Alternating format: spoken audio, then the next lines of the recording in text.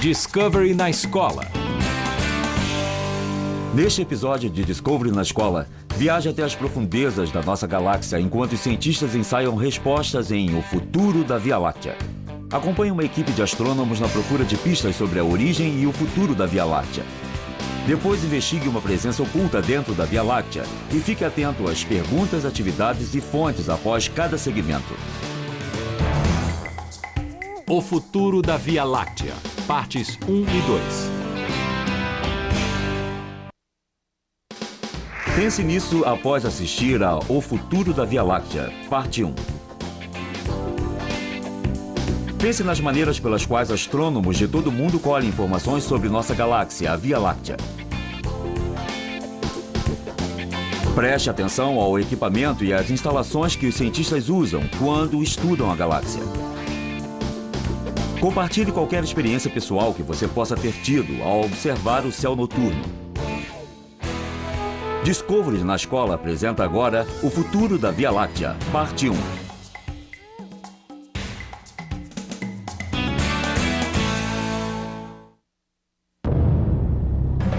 Nosso futuro está escrito no céu. Um perigoso futuro, a partir do momento em que o Sol começa a se aquecer e inchando até atingir um tamanho enorme. Quando colisões titânicas, morte explosiva de estrelas e a força bruta do buraco negro ameaçam a própria galáxia. Contudo, existe esperança para a vida, enquanto nosso destino se expande para além de um horizonte obscuro. O Futuro da Via Láctea.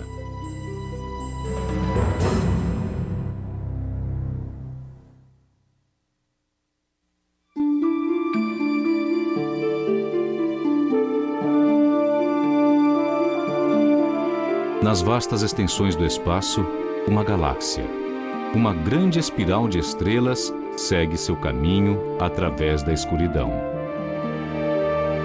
200 bilhões de sóis, incontáveis planetas, uma deslumbrante variedade de mundos. Claro que esta é uma das grandes localidades do cosmo. Mas quanto tempo ela pode durar? E como irá mudar? Felizmente, alguém está observando tudo de uma posição tranquila e vantajosa, de um terreno pedregoso chamado Terra.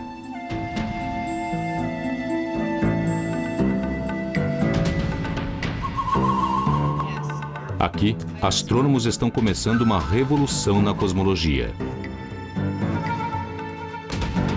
Usando telescópios avançados e simulações em computador, eles estão reconstruindo a história da galáxia e dando um passo à frente ao predizer acontecimentos que estão por vir.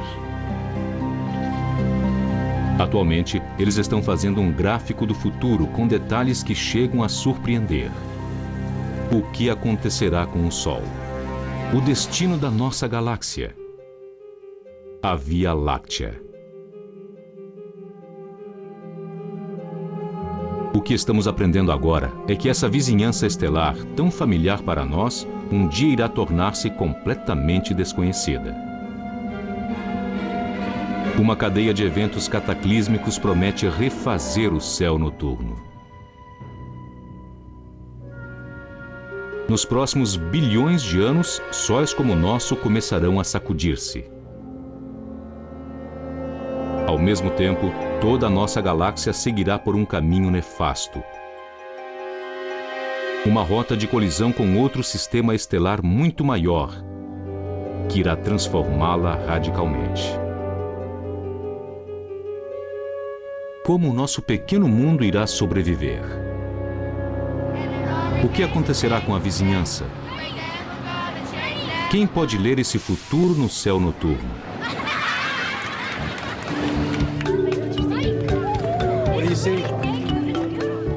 Esta noite, um grupo de jovens astrônomos do Bronx tem um encontro com as estrelas. Está olhando para Saturno. Deixa eu ver. Eles vieram para uma reunião de astrônomos amadores com o objetivo de rastrear os pontos de referência do céu noturno. Estou vendo Saturno.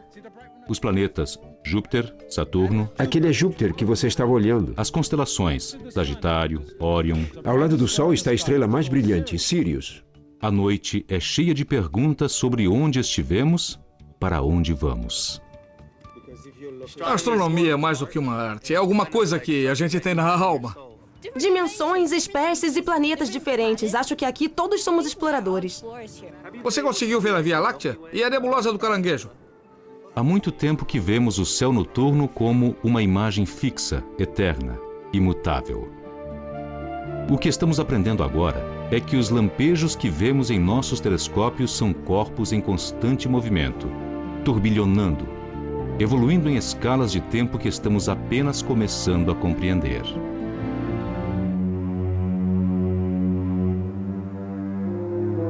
Nosso universo e o próprio tempo tiveram início há cerca de 15 bilhões de anos, num grande momento de fragmentação.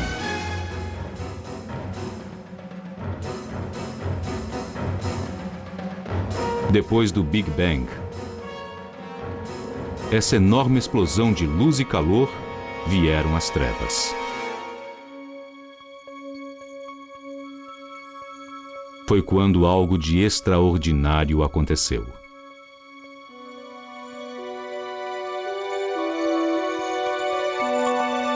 $500 milhões de anos antes do Big Bang, nascia a primeira estrela.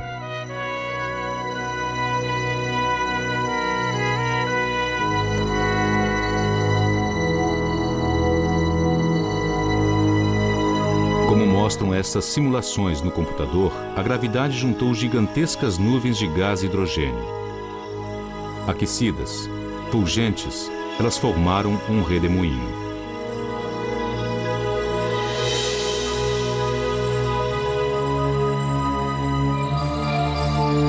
Lá, bem no fundo, um minúsculo casulo começou a se formar.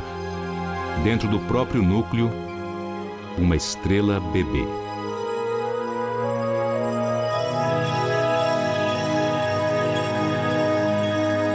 Desde o nascimento, esse Sol ardeu num fogo nuclear, forjando oxigênio, carbono, ferro.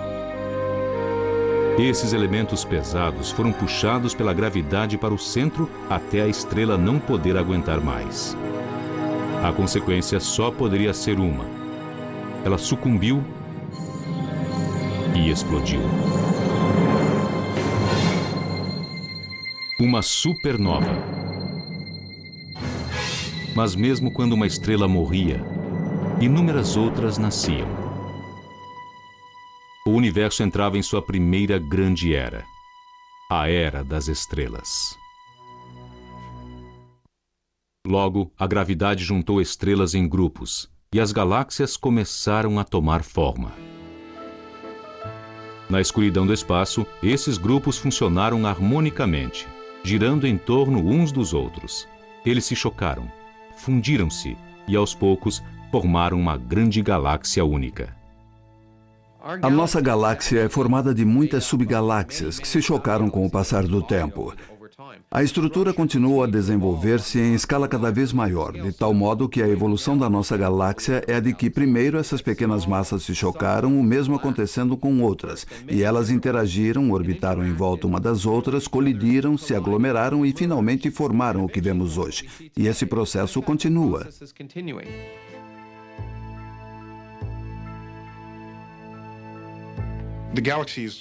A galáxia é o nosso zoológico. Existem os grandes, os gordos, os pequenos, os muito magros, os tortos, os que parecem destroços de um trem. A Via Láctea em si é completamente achatada. Seu achatamento não é fora do comum. Ela, porém, é extremamente chata. E no meio tem uma forma meio inchada que nós chamamos de bojo. Parece uma espécie de ovo frito, só que é mais fina do que um ovo frito. A parte grossa é a distribuição de estrelas dentro dela. É como uma bandeja giratória. Tem uma estrutura de espiral. Like a platter, and it rotates, it has spiral structure. Se pudéssemos ver a Via Láctea de longe, ela teria esta aparência. Uma enorme reunião de sóis girando em torno do centro. Tão imensa que um raio de luz leva 100 mil anos para atravessá-la. Contudo, ela lembra aos astrônomos alguma coisa mais perto de casa. Uma cidade, com seus bairros e seu centro agitado.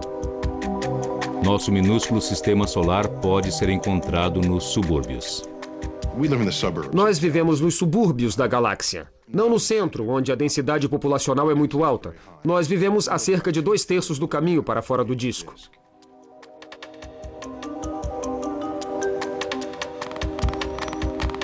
There are other regions. Existem outras regiões onde estrelas estão nascendo e outras morrendo. É um sortimento bem rico de vizinhanças.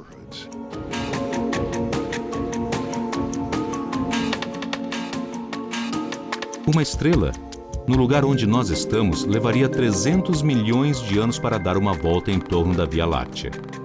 E quanto mais perto do centro, mais acelerado é o ritmo. À medida que nos aproximamos do centro da nossa galáxia, as estrelas vão ficando mais perto umas das outras. As construções ficam cada vez mais próximas entre si. Se você pensar numa cidade com um centro de negócios ou uma cidade comparada com os subúrbios, a força dos campos magnéticos aumenta. Os ventos que as estrelas desprendem tornam-se exagerados. Tudo fica mais acelerado. Penetrando-se no grande bojo central, a galáxia fica mais caótica. As órbitas das estrelas se tornam irregulares e elas vivem e morrem num ritmo frenético.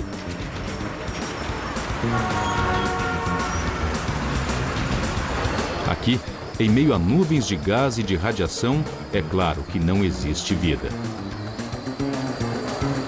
The explosions that go on. As explosões que continuam, os sistemas das colisões, a existência de gravidade, das forças periódicas da gravidade despedaçando os cachos de estrelas. Eu tento imaginar a aparência que isso teria. Seria flamejante de luz. Be ablaze with light.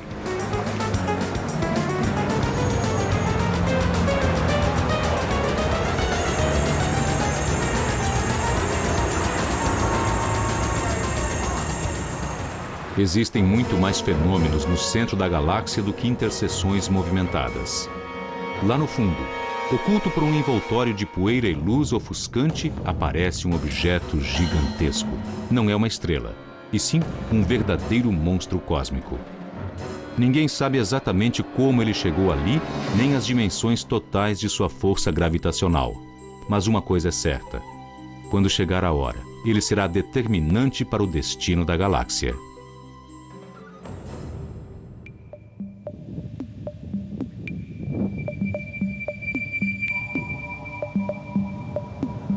No cume do vulcão Mauna Kea, no Havaí, um grupo de cientistas está seguindo a pista de algo estranho no centro da galáxia. O comportamento bizarro de um grupo de grandes estrelas reunidas muito perto umas das outras. Essas estrelas estão acelerando loucamente, projetando-se para frente a velocidades fantásticas. Ali estão as estrelas. Eu não acredito. Essas estrelas estão se deslocando a 4.800.000 km por hora e essa velocidade vai muito além do que nós podemos compreender. Apenas uma coisa poderia ser responsável por esse movimento fora do comum: a primitiva força da gravidade. A força que criou o nosso sistema solar e também produziu reinos tão escuros e misteriosos que ultrapassam a nossa imaginação.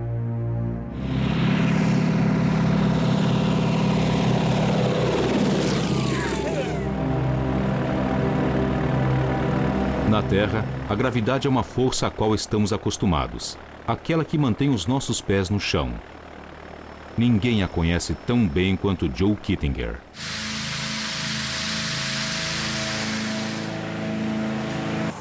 Desde 1949, esse homem de bandana vermelha tem esculpido um nicho para ele próprio no céu, desafiando a gravidade e estabelecendo seguidos recordes de voo. Como um dos primeiros pilotos de prova da Força Aérea dos Estados Unidos, ele aprendeu a matéria antes de qualquer outra pessoa. A especialidade de Joe é ir aonde nenhum outro ser humano foi antes.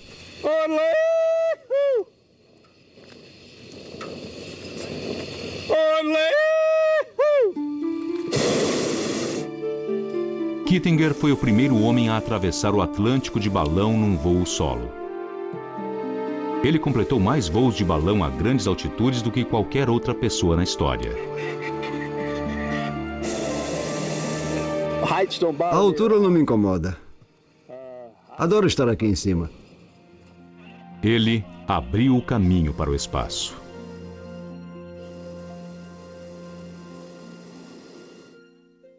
Na época anterior à dos astronautas, Kittinger fazia parte de uma equipe da Força Aérea que estudava os efeitos das altitudes elevadas sobre o corpo humano. Com 32 anos de idade, ele foi escolhido para uma missão extremamente perigosa. A gente tenta antecipar tudo o que pode acontecer. Treina para todas as emergências, mas há sempre um elemento desconhecido. Se a roupa pressurizada falha, a morte é rápida. Se o sistema de estabilização não funciona, também há uma chance da pessoa morrer.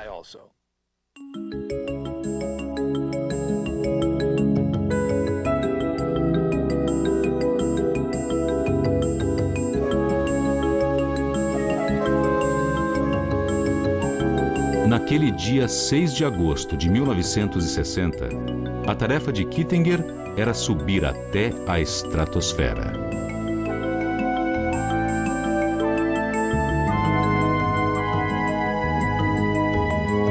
Três horas após a partida, ele finalmente atingiu a marca dos 30.480 metros ou 100 mil pés.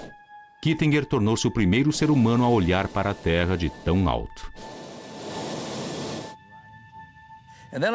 E aí eu tinha 46 coisas diferentes para fazer, inclusive pular. O último item era ficar de pé, fazer uma oração, apertar um botão para acionar as últimas câmeras e pular. E então, ele mergulhou no vazio.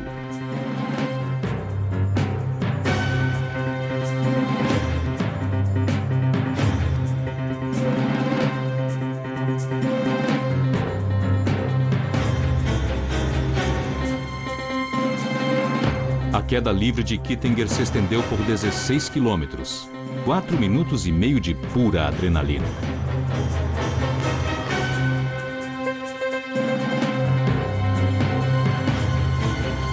Foi o salto de paraquedas mais alto de todos os tempos.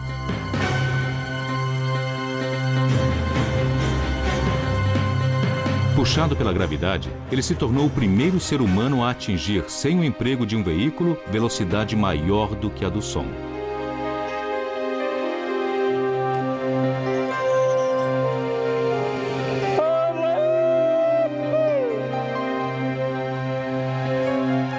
Gravidade é a atração de dois corpos no espaço. Nesse caso, Joe com 86 quilos e a Terra com 6 bilhões de trilhões de toneladas. De um modo geral, a viagem para baixo de Joe foi suave. Porque no espaço, a gravidade pode tornar-se excessiva. Albert Einstein imaginou uma classe de objetos com uma gravidade tão intensa que nada, nem mesmo a luz, escaparia às suas garras. Ele as chamou de estrelas escuras, mas enfatizou que a natureza jamais seria tão estranha quanto a sua teoria. Como ficou provado mais tarde, a imaginação apavorante de Einstein estava absolutamente certa. Há uma espécie de estrela que fica tão pesada que desmorona de fora para dentro e, em seguida, explode. A massa de muitos sóis é sugada para um ponto minúsculo. Um terrível redemoinho sombrio. O buraco negro. Buracos negros são onde a gravidade se tornou ruim. Não há apenas um ou dois buracos negros no espaço. Somente em nossa galáxia provavelmente existem milhões. Muitos estão na morada densa e quente do centro da galáxia. Nesta imagem do telescópio de raio-x Chandra, cada ponto de luz é uma estrela desmoronada que está se iluminando ao devorar uma estrela companheira. Mas há um outro objeto aqui que é bem mais potente.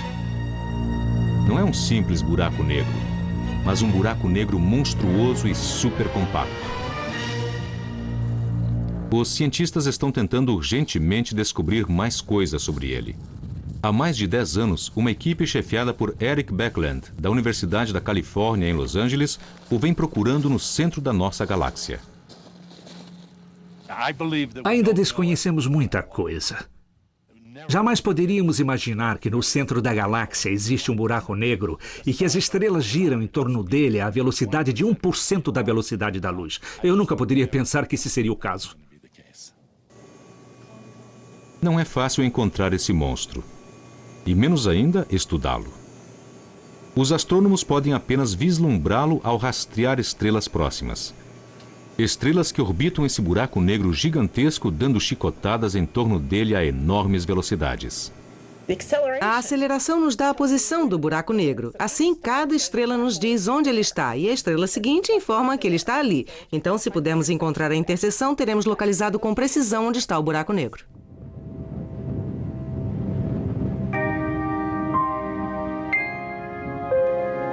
A ferramenta básica para essa caçada é o telescópio Keck, o maior do mundo, incomparável em seu poder de ampliar sinais luminosos oriundos dos mais distantes pontos do universo.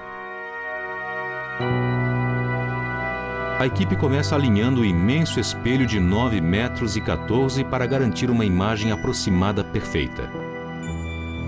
Em seguida, eles apontam para uma estrela brilhante perto do centro da galáxia, uma estrela guia que irá permitir que fechem sobre o alvo.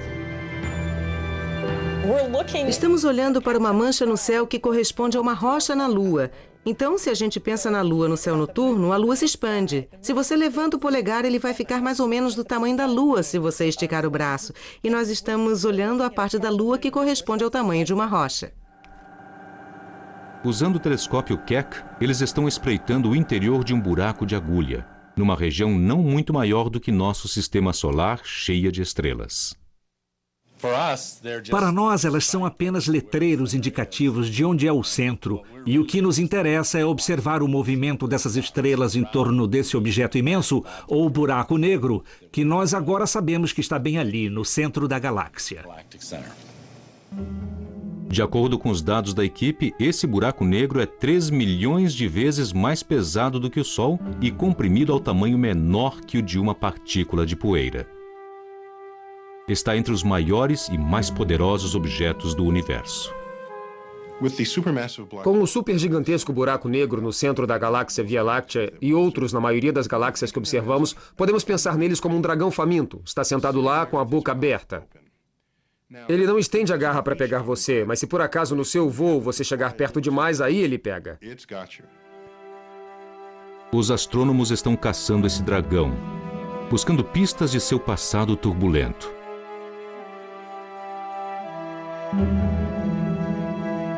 Pode ter começado como um buraco negro menor que tragou seus vizinhos e alcançou um tamanho enorme. Ou pode ter se formado antes como gigantescas nuvens de gás que se entrechocaram e formaram uma galáxia. Pode ser que jamais saibamos. Porque lá, no fundo do bojo, a simples ação da gravidade pode ter apagado todos os sinais do passado. Aqui repousa o buraco negro gigante. Ele está situado no centro da galáxia, em meio a nuvens de poeira e gás que explodem com a formação de estrelas, densos grupos estelares e grandes rios de gás que fluem diretamente para a sua boca.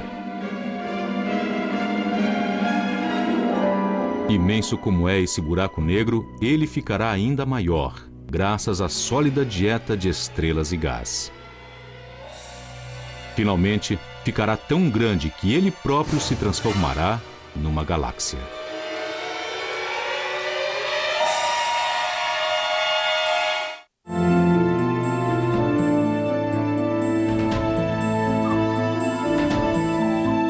O futuro da Via Láctea.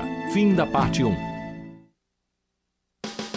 Agora que você assistiu ao Futuro da Via Láctea, parte 1, fale sobre. Descreva a aparência da Via Láctea. Onde está localizado o nosso sistema solar dentro da Via Láctea? No centro da Via Láctea está um poderoso buraco negro. O que é um buraco negro? Que papel os buracos negros desempenham na galáxia? Tente isso. Crie uma história em quadrinhos que descreva a vida na Terra sem a força da gravidade. Inclua detalhes, tais como a maneira pela qual a falta de gravidade afetaria as rotinas diárias. Para aprender mais, Discovery na escola sugere a Via Láctea jamais será a mesma, nesse endereço da internet. Peça ajuda na sua biblioteca e explore as muitas fontes que lá estão à sua disposição.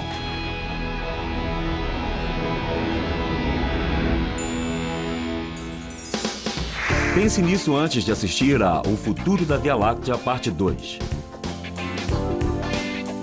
Durante milhares de anos, cientistas, filósofos e místicos fizeram muitas afirmações fascinantes sobre o futuro do cosmos. Como você acha que será o futuro do nosso planeta, da nossa galáxia e do universo? Compartilhe os nomes dos livros e filmes que ajudaram a formar o seu ponto de vista. Discovery na escola apresenta agora O Futuro da Via Láctea, parte 2.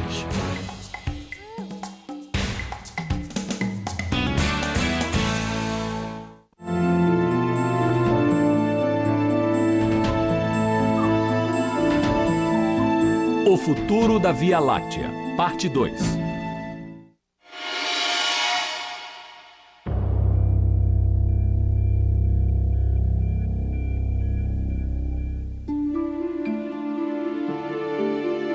Atualmente, a nossa Via Láctea está com mais ou menos 10 bilhões de anos de idade. É uma adulta de meia-idade que se equilibra entre as grandes eras do nascimento e da morte das estrelas.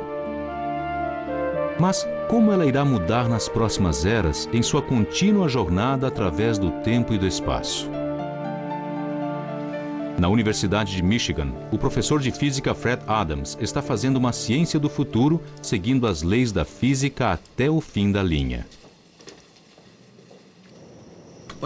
Compreendendo o sistema astrofísico, planetas, estrelas e galáxias e o universo tal como acontece hoje, podemos projetar para o futuro e realmente ver o que irá acontecer. Pode pagar depois. Crescimento gera desenvolvimento. Essa ciência do futuro está sendo lançada juntamente com uma série de novas ferramentas, exibidas numa convenção internacional de supercomputadores em Denver. Supercomputadores e as invenções de vanguarda no campo da ótica e do software. Essas ferramentas prometem insights jamais alcançados no destino da nossa galáxia. Elas já estão auxiliando os cientistas a responder questões básicas. Como esta era das estrelas irá terminar? E o que haverá depois? Para pesquisadores como Paul Woodward, o primeiro marco divisório será a morte de estrelas como o Sol.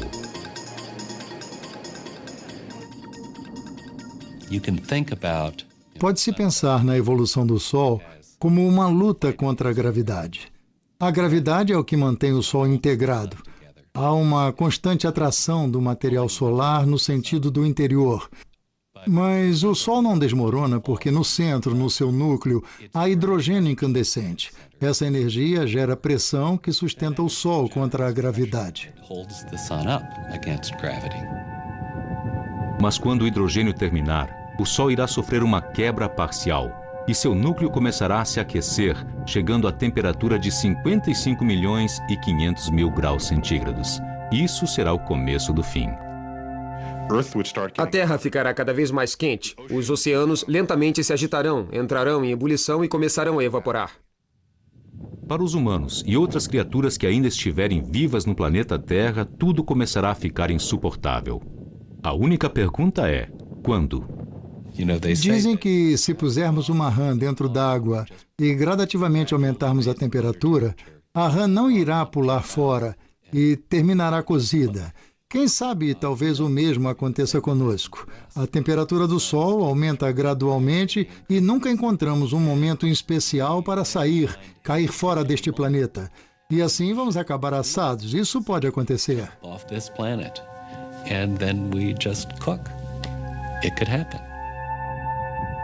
Apenas um minúsculo aumento da temperatura para uns meros 60 graus centígrados provocaria a evaporação de toda a água e transformaria a Terra num deserto. E nós seríamos cozinhados. Será uma época assustadora. Até lá, o que temos de fazer é olhar para alguns outros planetas. São frios demais para se viver? Talvez, mas podem vir a se tornar ideais. Vamos nos instalar nesses planetas e começar a armar barracas para termos um lugar onde viver no dia em que isso acontecer. É claro que teremos de encontrar um modo de nos salvar ou salvar o nosso planeta. Talvez a única alternativa seja o plano de Fred Adams. O mais evidente é simplesmente construir estações espaciais e nos mudarmos para o espaço, porque já estamos construindo estações espaciais. Assim, daqui a bilhões de anos, isso poderá ser tecnologicamente exequível. Outra possibilidade interessante seria tentar manejar o sistema solar e modificar as posições dos planetas. Em princípio, pode-se fazer isso orientando o trajeto de asteroides ou de outros corpos celestes maiores para dentro das próprias órbitas, de forma que, devido à gravidade, eles se afastem dos planetas e os desloquem durante esse processo. Na realidade, Adams calculou as trajetórias necessárias para rebocar a Terra para longe do Sol. Um asteroide, empurrado para sua posição, iria despender força gravitacional bastante para gradativamente levar nosso planeta à segurança. A necessidade de medidas tão extraordinárias pode vir mais depressa do que supomos. Há quem especule que a Terra, na verdade, já ultrapassou 90% da amplitude que permite que seja habitada por seres vivos. Mas ainda está por vir uma fase bem mais perigosa. Daqui a uns 5 bilhões de anos, o Sol começará a se agitar. Seu núcleo irá encolher e sua superfície se expandirá de tal forma que irá atingir um tamanho enorme, tornando-se um gigante vermelho. Isso resultaria em algumas auroras bem interessantes. O Sol nascente tomaria metade do céu.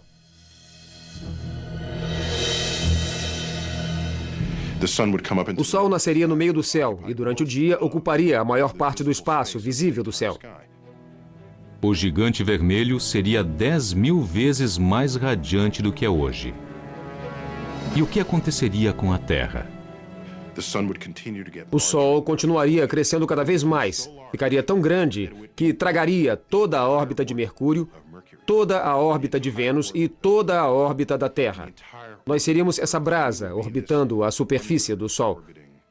Isso não é invariável, porque nós estaríamos avançando com esforço através de material solar, que iria absorver completamente nossa energia orbital, e nós iríamos descer em espiral para o centro, até nossa vida terminar evaporada num sopro de fumaça.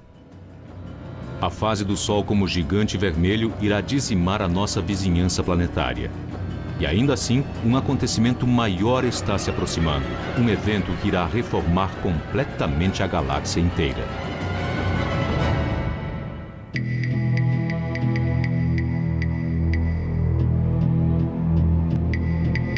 Sóis agonizantes, planetas ferventes. E no momento em que as estrelas que compõem a nossa galáxia começam a morrer, um evento ainda mais cataclísmico surge no horizonte. Outra galáxia está vindo na nossa direção.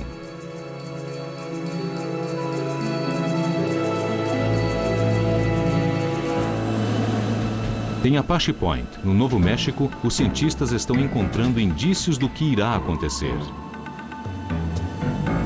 Durante os últimos anos, eles ajudaram a conduzir um ambicioso esforço para, a longo prazo, mapear o universo.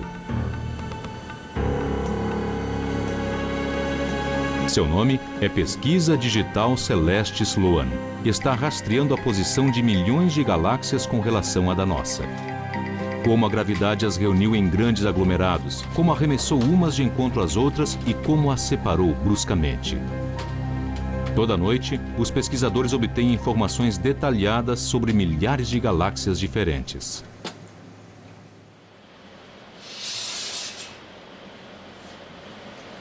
Eles começam com uma série de discos. Cada buraco representa uma galáxia situada numa determinada região do céu. Os discos são colocados dentro de um tambor metálico. Cabos de fibra ótica são conectados a cada buraco e o instrumento inteiro é inserido no telescópio. A partir da luz de cada galáxia, a equipe deduz a posição dela no espaço.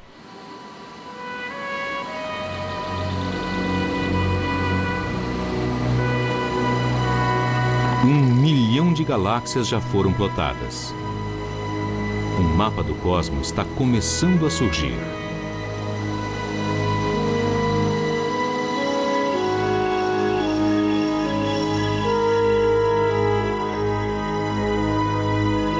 Nosso canto do universo tem esta aparência. A gravidade criou uma grande teia de galáxias iguais à nossa. Entre elas estão enormes regiões vazias, o vácuo mais profundo do espaço. Mas a gravidade está gradativamente apertando a teia, juntando as galáxias. Quanto mais perto ficamos de casa, mais territórios são estudados. Esses mapas mostram que a nossa galáxia está sendo puxada lenta e inexoravelmente no sentido desse grupo próximo de sistemas estelares, o supergrupo da Virgem.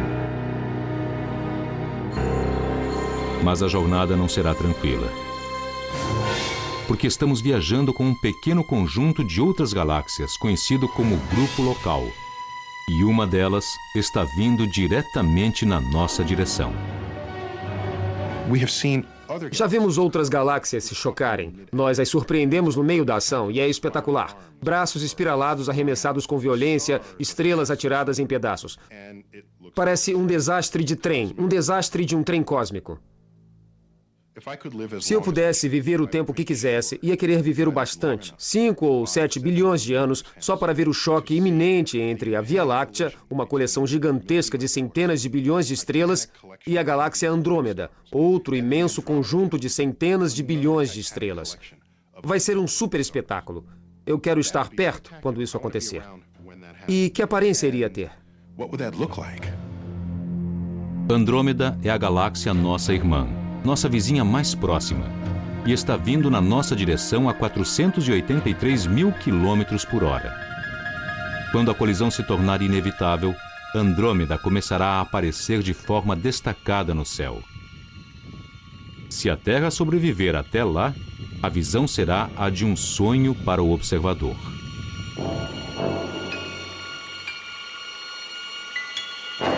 Ironicamente, as duas galáxias passarão uma pela outra como fantasmas, mas se tocando. A gravidade, porém, irá rasgá-las e abalá-las nessa passagem. Vista da Terra, Andrômeda cortará o céu enquanto a própria Via Láctea irá se contorcer.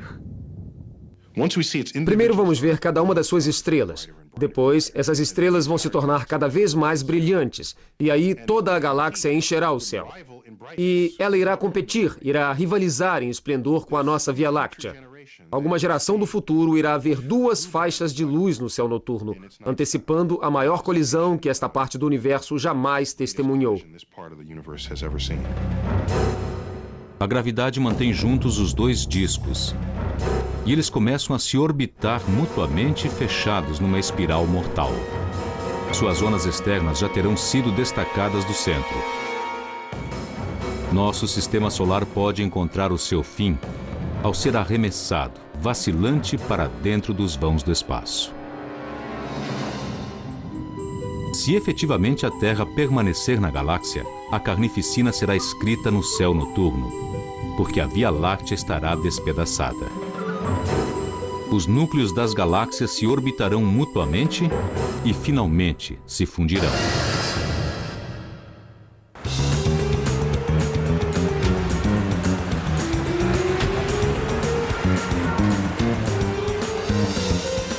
Bem no fundo da nova galáxia, a velha cidade não será a mesma.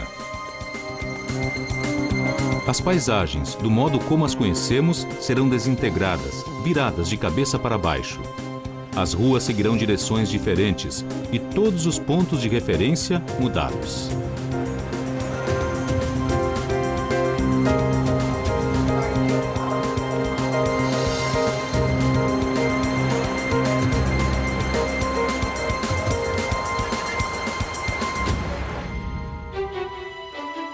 A nova galáxia mista, metade Andrômeda, metade Via Láctea, não será mais um disco, e sim uma espécie de bola.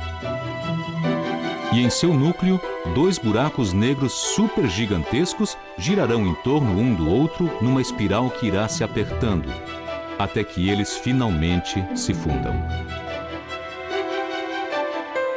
À medida que nossa nova galáxia tombar na direção do supergrupo da Vênus, colisões cada vez mais gigantescas estarão de reserva. Colisões que irão reformular tudo o que sabemos sobre a nossa galáxia e dar início a uma nova etapa.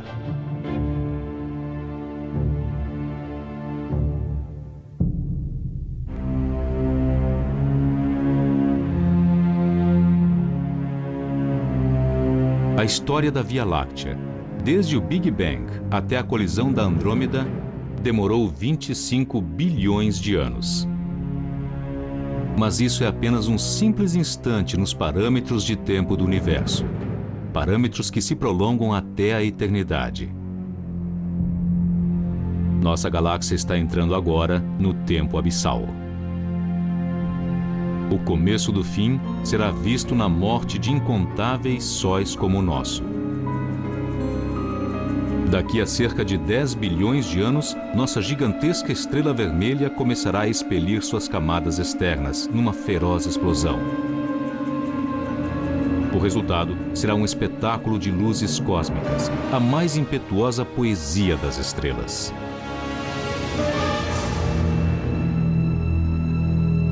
Como consequência, o núcleo do Sol irá encolher até ficar do tamanho da Terra, tornando-se uma esfera sombria conhecida como anão branco.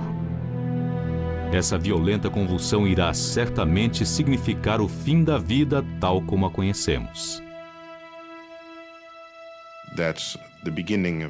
Será o começo do fim, porque a vida, tal como a conhecemos, exige uma fonte prolongada de energia. E uma vez começada a remoção da luz estelar, não se pode realisticamente esperar que, na busca da vida, surjam descobertas significativas.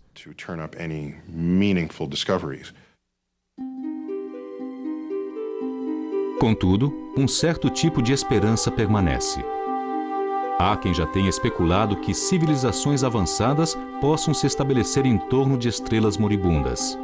Mesmo essas civilizações estão destinadas a um dia fracassar. Mas enquanto esse anão branco esfria, alguma outra coisa deverá estar se agitando lá dentro. Depois de um período de tempo imensamente grande, a atmosfera de silício-carbono da estrela poderá provocar o surgimento de novas formas de vida, baseadas não em carne e sangue, mas em impulsos elétricos. Com tempo suficiente, até criaturas como essas poderão desenvolver alguma forma de inteligência. Essa é a esperança final de vida numa galáxia que ruma para o esquecimento. Dia virá em que todas as estrelas da galáxia não mais serão reabastecidas de novas estrelas em virtude de termos ficado sem gás. A última estrela terá sido feita e aí estrelas começarão a se apagar. É como se alguém desligasse um por um todos os interruptores. Se olhássemos a Via Láctea de longe, veríamos que ela começa a escurecer lenta e gradativamente, enquanto as estrelas moribundas não são reabastecidas. E aos poucos, finalmente, a galáxia desaparece. A Era das Estrelas chegou ao fim. O que resta desta, que já foi uma galáxia majestosa, será lançado no vácuo ou arremessado no núcleo, onde será consumido por um enxame de buracos negros. Finalmente, até mesmo os buracos negros se devorarão. Nós não veremos isso, mas seremos capazes de detectar ondulações em seus campos magnéticos. Os cientistas estão mapeando o padrão complexo que é produzido quando 2 buracos negros se aproximam, se orbitam e se chocam. E o que acontecerá com o buraco negro supergigantesco que está no centro da Via Láctea? O dragão permanecerá lá, no final, consumindo os restos da galáxia. E ainda assim, não será eterno. Nós sabemos, graças aos brilhantes esforços de Stephen Hawking, que os buracos negros evaporam. É um fenômeno que requer mecânica quântica para que se possa predizer e entender. Mas imagine que ali está essa coisa que devora tudo que se encontra ao alcance de suas garras, mas lentamente expulsa um átomo de cada vez. Os supergigantescos buracos negros do centro das galáxias finalmente evaporarão até desaparecerem completamente. É outro tipo de final. Isso será daqui a zilhões de anos, 10 elevado à 10ª potência, 1 seguido de uma centena de zeros. É muito tempo.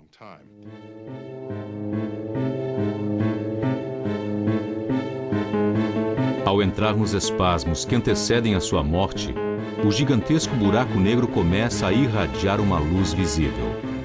Sua intensa gravidade deforma toda a luz que o circunda, talvez uma luz proveniente de outros buracos negros moribundos no supergrupo da Virgem. O buraco negro começa a ficar cada vez mais quente, até que finalmente ele e a própria galáxia chegam ao fim.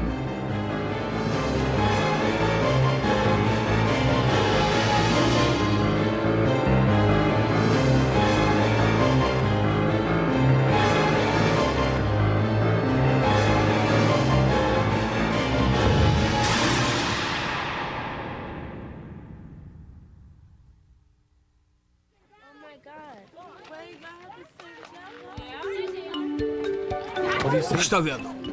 Eu vejo crateras, umas coisas grandes, pequenas, altas e minúsculas. Bem ali, veja o que acha disso tudo. O que acontecerá depois daquele momento final, daqui a zilhões de anos? É aí que as leis da física se esgotam e a imaginação entra em cena. Olhe com atenção e veja se estou vendo! Que deve haver 4 ali. No alto do céu noturno, a galáxia gira implacavelmente a caminho de seu ardente final. Uau! Entretanto, os meninos do Bronx enfrentam um prazo final mais imediato. A hora de ir para a cama. Na primeira vez que eu vi a Via Láctea, eu olhei para cima. Foi como se o universo tivesse como que se derramado aos borbotões em meu corpo. E como eu estava com binóculos, olhei para cima para a Via Láctea e não era apenas uma nuvem. Quando se faz uma panorâmica pela Via Láctea, vemos as estrelas contidas nesse fulgor luminoso que cruza o céu e que podem nos modificar para o resto da vida.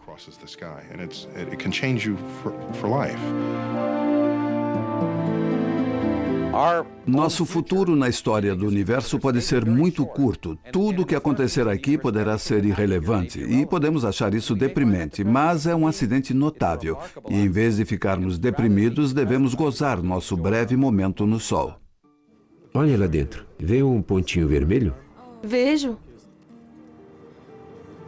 Amanhã, esses astrônomos estarão a postos novamente, prontos para buscar outros sóis, outras galáxias, novos mundos ainda por nascer.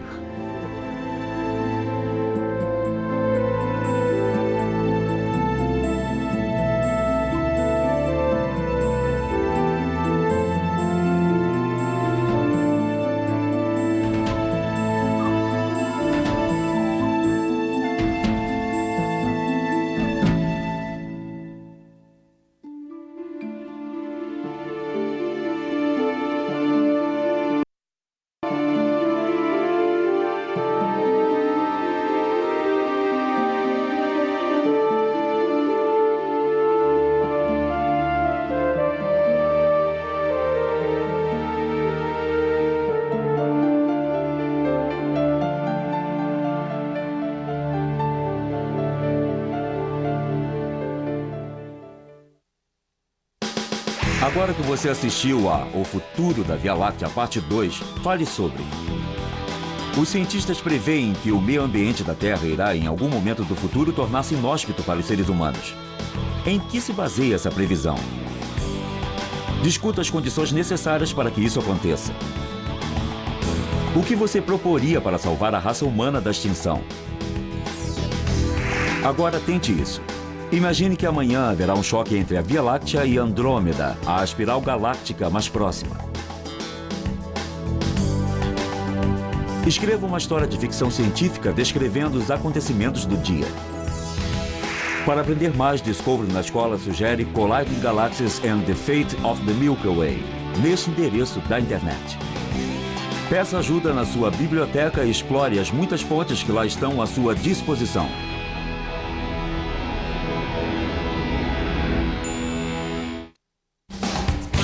Versão brasileira Sincrovídeo.